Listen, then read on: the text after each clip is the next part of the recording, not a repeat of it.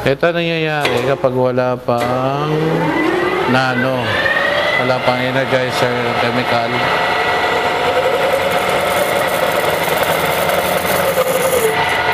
Okay. Yes. 120 rin ang lakas nito. May gas-gas. Nang langis lang ang ginamit natin, napudpud yung bakal, napudpud. Ito ang kinain ng metal to metal na oil lang ang ginagamit natin. Ngayon, ang susunod na ano natin, nalagyan natin ng itong produkto na to na galing pa sa ibang bansa. Nano, konting patak lang ang ilalagay natin dito.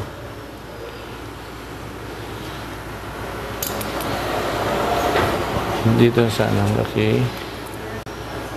Then, speed mo.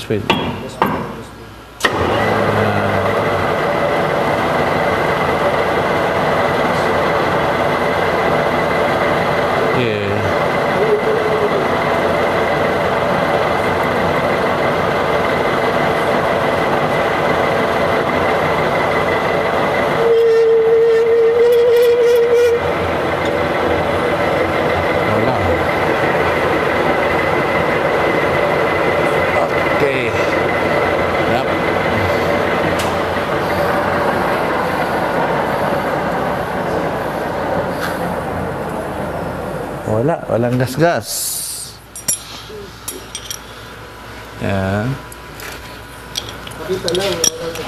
Nakita na, nawala ng gas-gas. Ayan, tingnan nyo po. Malinis, walang kinain. Mahusay ang produktong ito, walang gas-gas.